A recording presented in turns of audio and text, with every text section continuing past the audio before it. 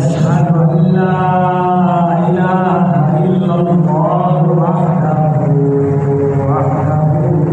لا شريك له ولا نظير له ولا مثيل له ولا معين له ونشهد أن سيدنا وسندنا وحبيبنا وشفيعنا ومحبوبنا محمدا عبده ورسوله. أما بعد فأعوذ بالله من الشيطان الرجيم. بسم الله الرحمن الرحيم. ألهاكم التكاثر حتى زرتم المقابر كلا سوف تعلمون ثم كلا سوف تعلمون كلا لو تعلمون علم اليقين لترون الجحيم. صدق الله العظيم.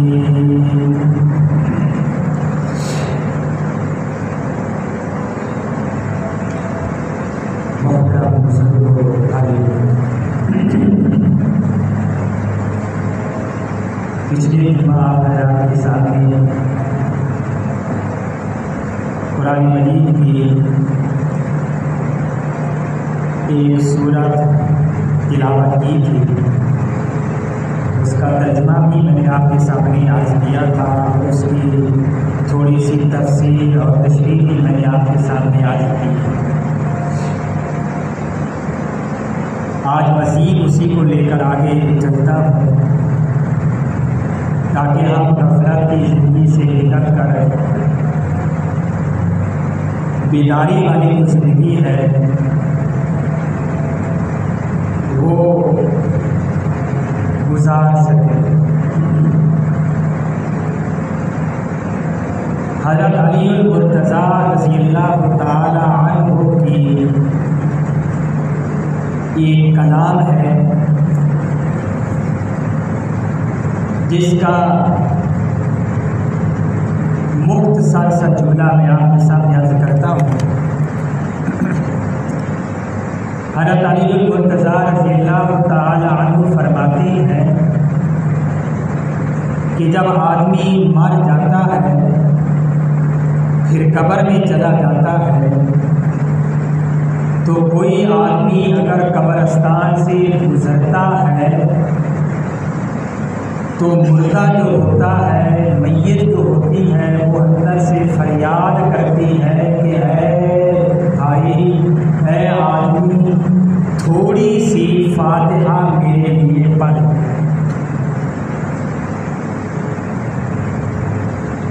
اس لیے کہ اگر آپ ہمارے لیے فاتحہ پڑھو گے، الحمد شریف یا اور کوئی سورت پڑھیں گے، تو اللہ تعالی ہمارے اوپر رحم و کرم فرمائیں گے.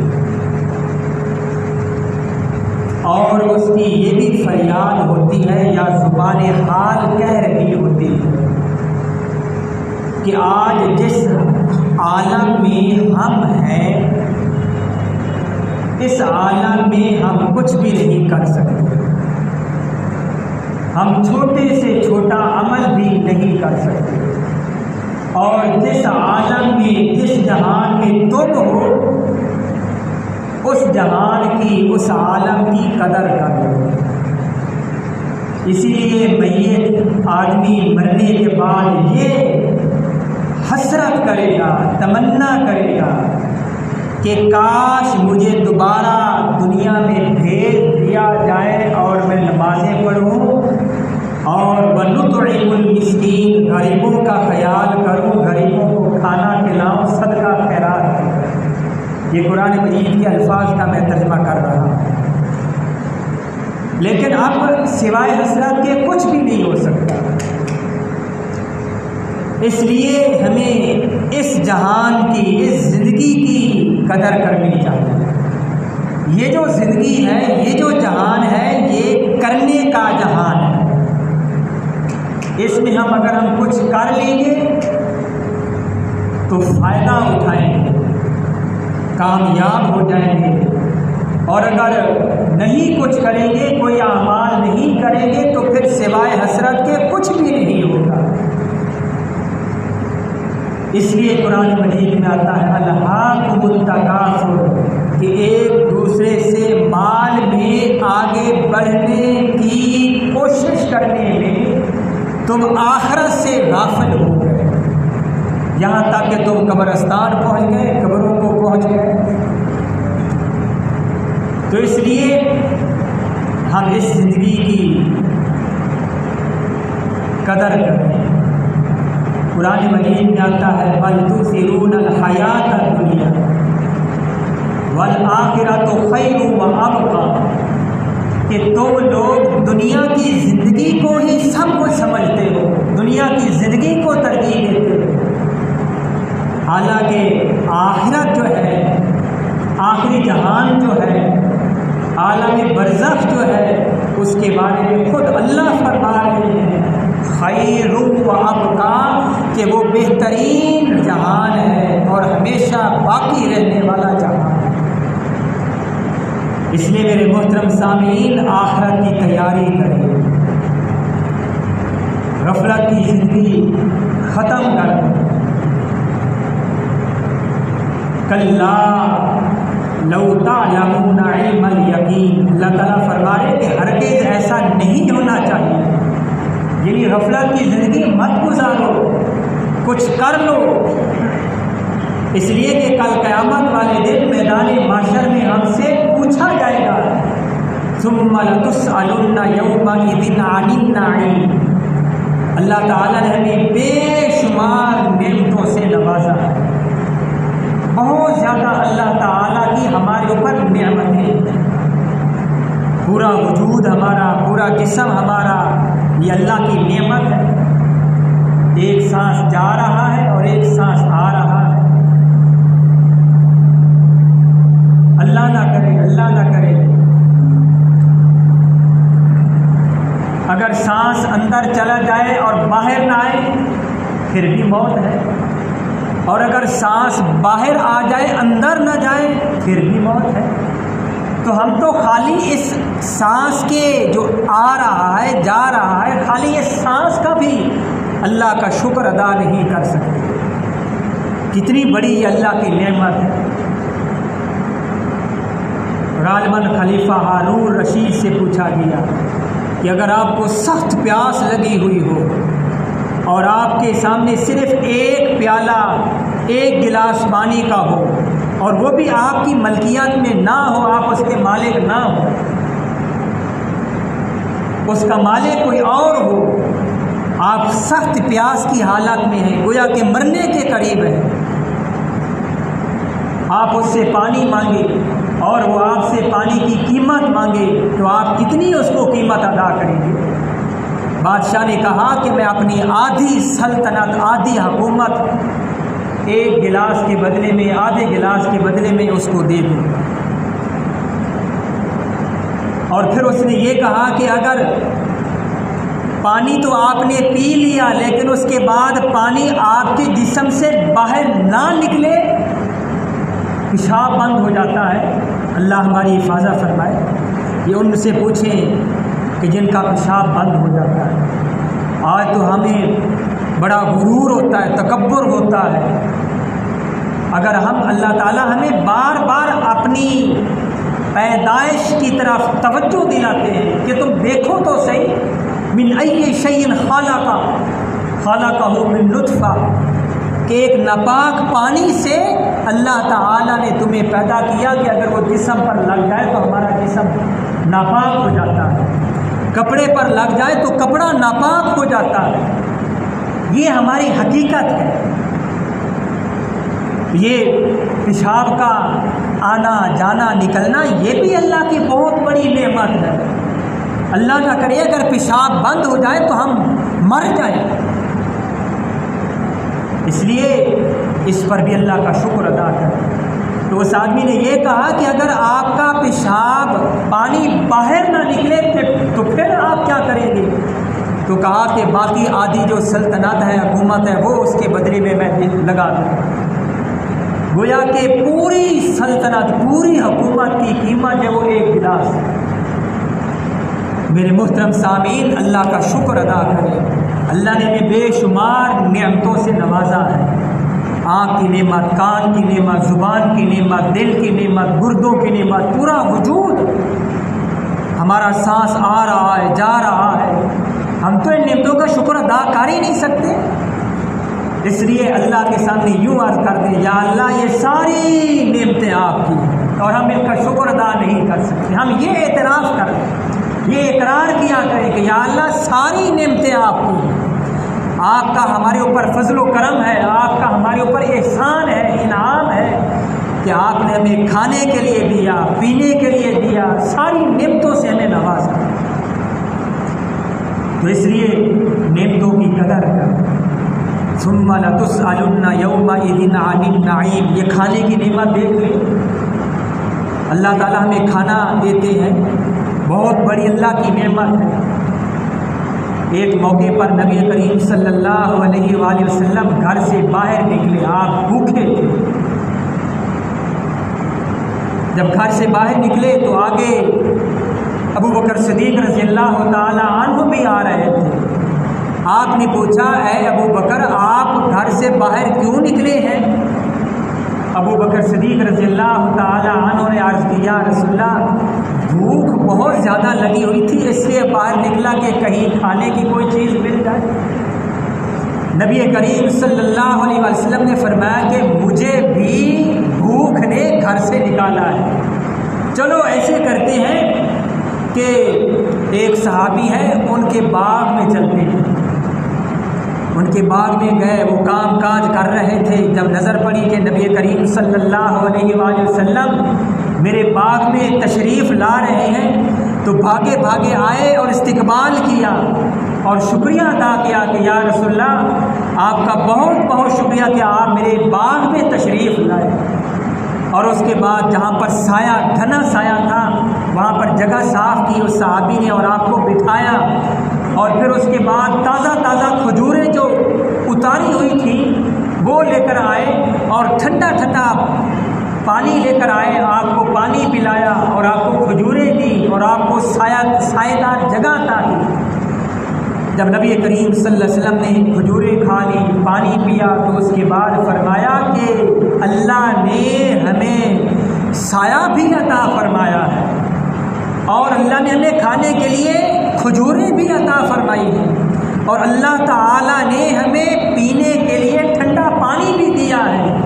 اس کے بارے میں کل قیامت والے دن اللہ تعالیٰ ہم سے پوچھے کہ شکر ادا کیا کہ شکر ادا نہیں کیا۔ پانی کی، کھانے کی چیزیں جو ہیں، پینے کی جو چیزیں ہیں، ان کا تم نے وہ شکر ادا کیا یا نہیں کیا؟ ان کی قدر کی یا ان کی قدر نہیں کی؟ ان کو ضائع تو نہیں کر دیا؟ میرے عزیزوں، اس پر اللہ کا شکر ادا کیا کریں۔ آج میرا نہیں خیال کہ کوئی بھوکا سوتا ہو، بہت کم۔ وہ تو ایک غربت کا زمانہ تھا، لیکن آج کا جو زمانہ ہے، اللہ تعالیٰ نے ہر ایک کو بہت کچھ عطا فرمایا ہے۔ اس لیے جب بھی کھانا سامنے ہو، اللہ سے یہ دعا کیا کریں کہ یا اللہ یہ آپ کی توفیق سے، ہمارے بس میں نہیں، ہماری طاقت میں نہیں، نہ ہی ہم اس پر قادر ہیں، یہ آپ کے فضل و کرم سے یہ کھانا ہمارے سامنے رکھا ہوا ہے۔ اور پھر اس کے بعد بسم اللہ الرحمن الرحیم پڑھ کر کھانا کھائیں، اور جب کھانا کھا لیں تو اس پر اللہ کا شکر ادا کریں۔ الحمدللہ الذی اطعمنا وسقانا وجعلنا مسلمین، کہ یا اللہ ساری تعریفیں آپ کے لیے ہیں کہ آپ نے ہمیں کھانا کھلایا، ہمیں پانی پلایا اور ہمیں مسلمان بنایا۔ اس لیے کھانے کی چیزوں کی قدر کرو، ان کو ضائع نہ کیا کرو۔ حضرت حذیفہ بن یمان رضی اللہ تعالی عنہ اور عامر بن ربعی رضی اللہ تعالی عنہ ایران میں جاتے ہیں مذاکرات کرنے کے لیے اس وقت جو حکومت جو تھی وہ کسریٰ کی تھی، اور وہ سپر پاور، سپر طاقتور وہ قوت تھی، جیسے آج کل امریکہ اپنے آپ کو سپر پاور کہتا ہے۔ تو جب مذاکرات کرنے کے لیے گئے، چونکہ مہمان تھے تو دسترخوان لگایا گیا، شاہی کھانا لگایا گیا، تو ہاتھ سے ایک لقمہ دسترخوان کے اوپر گر گیا حذیفہ بن یمان سے۔ اب نیچے جھکے اس کو اٹھانے کے لیے، اس لقمے کو، اس نوالے کو، تو ساتھ جو بیٹھے ہوئے تھے انہوں نے اشارہ کیا کہ یہ آپ کیا کر رہے ہیں، یہ کیا کہیں گے لوگ، یہ صحابہ جو ہیں، یہ مسلمان جو کیسے گھٹیا قسم کے لوگ ہیں کہ نیچے گری ہوئی چیز اٹھا کر کھانے والے ہیں۔ تو حذیفہ بن یمان رضی اللہ تعالی عنہ نے اٹھایا، صاف کیا، اور پھر اس کے بعد کھا لیا، اور پھر یہ فرمایا کہ اترک سنت حبیبی لہؤلاء الامم، کہ یہ میرے پیارے حبیب کی سنت ہے کہ اگر لقمہ نوالا اگر تمہارے ہاتھ سے نیچے گر جائے اور صاف کرنے کے بعد وہ اس قابل ہو جائیں کہ ہم اس کو استعمال کر سکتے ہیں، کھا سکتے ہیں، تو اس کو کھا لو، یہ میرے حبیب کی سنت ہے۔ اس لیے میں نے اپنے پیارے حبیب رسول اللہ صلی اللہ علیہ وسلم کی سنت مبارک پر، طریقے مبارک پر عمل کیا، اور آپ نے فرمایا کہ کیا میں اپنے پیارے حبیب کے طریقے کو، سنت کو ان آنکھوں کی وجہ سے چھوڑ دوں کہ یہ مجھے تانا دیں گے کہ یہ کیسے لوگ ہیں۔ اس میں ہمارے لیے وہ چاہے عزت ہو یا ذلت ہو، ہم نے تو اپنے پیارے حبیب حضرت محمد مصطفیٰ صلی اللہ علیہ وسلم کے مبارک طریقے پر عمل کرنا ہے، لیکن آج ہمیں بھی یہ عیب محسوس ہوتا ہے، اور اس کی وجہ یہ کہ ہمارے دل میں وہ محبت ہے ہی نہیں۔ حقیقی بات یہی ہے، نہ وہ اللہ سے وہ محبت اور نہ ہی نبی کریم صلی اللہ علیہ وسلم سے وہ محبت جو ہونی چاہیے وہ نہیں ہے۔ آج ہم صرف زبان کے عاشق ہیں، زبان کے دعوے دار ہیں، عمل میں ہم بہت پیچھے ہیں، اور اصل یہ ہے اللہ تعالیٰ کا فرمان ہے قُلْ إِن كُنتُمْ تُحِبُّونَ اللَّهَ فَاتَّبِعُونِي يُحْبِبْكُمُ اللَّهُ، کہ اگر تم اللہ سے محبت کرنا چاہتے ہو تو پھر فَاتَّبِعُونِی، میری اتباع کرو، میرے طریقوں کے مطابق زندگی گزارو، اللہ تم سے محبت کریں گے اور اللہ تمہارے سارے گناہ معاف فرما دے۔ تو میرے عزیزوں، یہ طریقے ہمارے لیے، اب دیکھیں وہ کھانے کا ایک لقمہ، ایک نوالا جو ہوتا ہے وہ اللہ کی نعمت ہے۔ حدیث میں آتا ہے کہ پورے کھانے میں برکت ہوتی ہے، کسی حصے میں زیادہ برکت ہوتی ہے، کسی حصے میں تھوڑی برکت ہوتی ہے، اب وہ نوالا لقمہ نیچے جو گرا ہے شاید اس میں زیادہ برکت ہو۔ اس لیے سنت طریقہ جو ہے وہ یہ ہے کہ اٹھاؤ، صاف کرو، اگر کھانے کے قابل ہو تو کھاؤ، ورنہ کہیں وہ محفوظ جگہ پر اس کو رکھ دیا جائے تاکہ اور کوئی چیز، پرندے ہوتے ہیں یا اور کوئی چیز ہوتی ہے، بلیاں وغیرہ، وہ اس کو اٹھا کر کھا لیں۔ لیکن آج کل اس کی بھی قدر نہیں ہو رہی کھانے کی۔ شادی بیاہ کی تقریبات میں دیکھ لیں، دعوتوں میں دیکھ لیں، کتنا زیادہ کھانا ضائع ہوتا ہے۔ اس لیے اللہ سے ڈرنا چاہیے، لَئِن شَكَرْتُمْ لَأَزِيدَنَّكُمْ، کہ اگر ہم شکر کریں گے تو اللہ تعالیٰ میں اور زیادہ عطا فرمائیں گے۔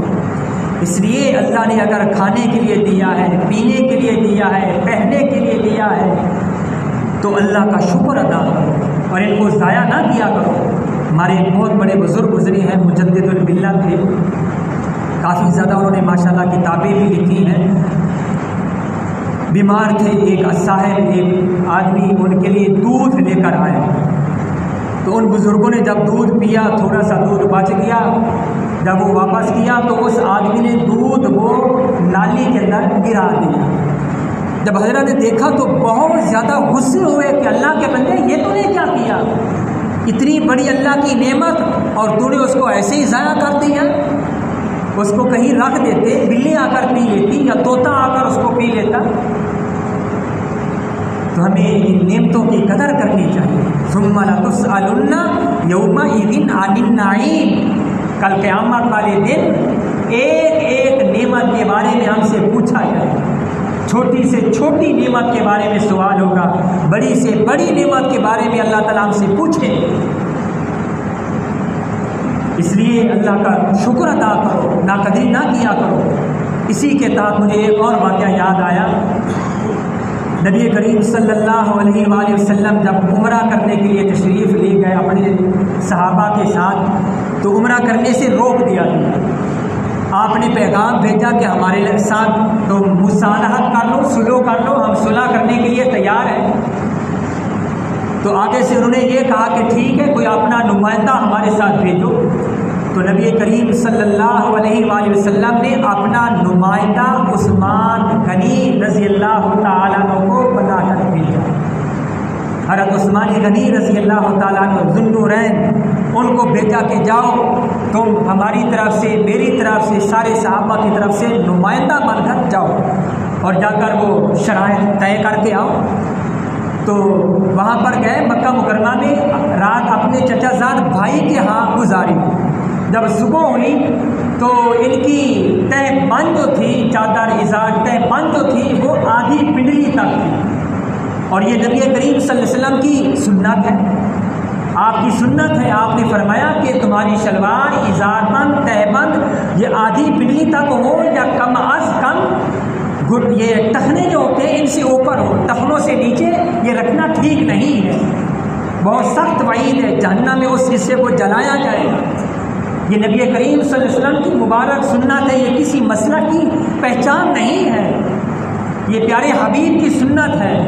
تو حضرت عثمان غنی رضی اللہ تعالیٰ جب جانے لگے تو ان کی تہ بند جو تھی، چادر جو تھی وہ آدھی پنڈلی تک تھی، اور وہاں کے عرب جو تھے، اہل عرب جو تھے اور بڑے بڑے سردار جو تھے وہ اپنے لیے فخر محسوس کرتے تھے کہ ہماری چادر شلوار کو نیچے گھسٹتی ہوئی وہ ہر ایک کو نظر آئے، اور اس پر وہ اشعار بھی پڑھا کرتے تھے۔ خطہ میزری کے الفاظ آتے کہ جب میں صبح کے وقت شراب پی کر باہر نکلتا ہوں تو میری چادر لکیریں کھینچ رہی ہوتی ہے۔ اس پر وہ فخر کیا کرتے تھے کہ ہماری چادر شلوار جو ہوتی ہے وہ نیچے گھسٹتی ہوئی جا رہی ہے، لیکن یہ پیارے حبیب کی سنت نہیں۔ تو جب جانے لگے عثمان غنی رضی اللہ تعالیٰ عنہ چچا زاد بھائی نے کہا کہ بھائی آپ جا رہے ہیں اہل عرب کے یہاں، بڑے بڑے سرداروں کے پاس جا رہے ہیں، تو ایسے کریں کم از کم یہ ہے کہ ابھی تھوڑی دیر کے لیے جب تک وہ آپ کی شرائط طے نہیں ہو جاتی تو تھوڑی دیر کے لیے اپنی یہ تہ بند چادر جو وہ یہ ٹخنوں سے نیچے کر دو، تاکہ وہ آر نہ سمجھے، عیب نہ سمجھے، تمہیں ذلیل نہ سمجھے، گھٹیا نہ سمجھے، یہ اس طرح کے الفاظ آتے ہیں۔ تو عثمان غنی رضی اللہ تعالیٰ عنہ نے فرمایا کہ یہ ہو ہی نہیں سکتا، لا ایسے بالکل نہیں ہو سکتا، ہاکذا ازارو رسول اللہ صلی اللہ علیہ وسلم، ایسے ہی رسول اللہ صلی اللہ علیہ وسلم کی ازار آپ کی چادر ہوا کرتی ہے، آپ کی چادر مبارک نبی کریم صلی اللہ علیہ وسلم کی چادر مبارک آدھی پنڈلی تک ہوتی ہے، اس لیے میں بھی اپنی چادر آدھی پنڈلی تک رکھوں گا، اپنے ٹخنے بالکل نہیں چھپاؤں گا، وہ چاہے جو سمجھتے رہے۔ تو یہ ہمارے لیے پیغام ہے، یہ ہمارے لیے سبق ہے۔ اس لیے میرے محترم بھائیوں، یہ کسی مسئلہ کی پہچان نہیں ہے، یہ نبی کریم صلی اللہ علیہ وسلم کی مبارک سنت ہے۔ چادر ہو، شلوار ہو، پینٹ ہو، یہ ٹخنوں سے اوپر ہونی چاہیے، آدھی پنڈلی تک ہو، یا کم از کم یہ ہے کہ ٹخنوں سے اوپر ہو۔ ہاں، عورتوں کے لیے حکم یہ ہے کہ وہ اپنے ٹخنے اپنے پاؤں چھپا کر رکھیں، لیکن آج ہمارے معاشرے میں یہ بالکل الٹ چل رہا ہے۔ عورتیں جو ہوتی ہیں ان کے یہ ٹخنے جو ہوتے ہیں وہ نظر آ رہے ہوتے ہیں، آدھی پنڈلی تک ان کی شلوار وغیرہ ہوتی ہے، اور ہمارے مرد جو ہوتے ہیں ان کی وہ چادر شلوار وہ نیچے گھسٹ رہی ہوتی ہے، مٹی کے ساتھ وہ لگی ہی ہوتی ہے، تو یہ ٹھیک نہیں ہے۔ بہرحال میں آپ کے سامنے عرض کر رہا تھا ثم لتسألن یومئذ عن النعیم، کہ کل قیامت والے دن اللہ تعالیٰ چھوٹی سے چھوٹی نعمت کے بارے میں ہم سے پوچھیں گے، اس لیے ہمیں اس کی تیاری کرنی چاہیے۔ اور حدیث میں آتا ہے، وقت بھی ہو چکا، حدیث میں آتا ہے کہ جتنے بھی جنتی ہوں گے یا جہنمی ہوں گے وہ جب پل صراط کے اوپر سے گزریں گے تو ان کو جہنم دکھائی جائے گی، جنتیوں کو بھی دکھائی جائے گی، جہنمیوں تو دیکھنی ہے۔ جنتیوں کو کیوں دکھائی جائے گی؟ تاکہ ان کے دل میں جنت کی نعمتوں کی قدر ہو۔ عموماً آدمی جب دھوپ سے سائے والی جگہ پر آتا ہے تو اس کو سائے والی جگہ بڑی لذیذ محسوس ہوتی ہے، اس کی قدر ہوتی ہے۔ تو جنتیوں کو بھی جہنم دکھائی جائے گی۔ بہرحال وقت ہو چکا ہے تو ہمیں آخرت کی تیاری کرنی چاہیے۔ اللہ تعالیٰ نے بھی بے شمار نعمتوں سے نوازا ہے تو ان نعمتوں کی قدر کرنی چاہیے۔ کھانے کی چیزوں کی قدر کریں، ان کو ضائع نہ کیا کریں، کھانے والی چیزوں کو، رزق کو ضائع نہ کریں۔ پینے والی جو چیزیں ہوتی ہیں ان کو ضائع نہ کیا کریں۔ عموماً ہوٹلوں میں چائے پیتے ہیں، آدھا کپ چھوڑ دیتے ہیں، بوتل پیتے ہیں تو آدھی بوتل یا کچھ وہ چھوڑ دیتے ہیں، یہ ٹھیک نہیں ہے، رزق کی ناقدری ہوتی ہے، یہ اللہ کی وہ ایک ناشکری ہوتی ہے جو کہ ٹھیک نہیں۔ اللہ نے سمجھنے کی توفیق دی۔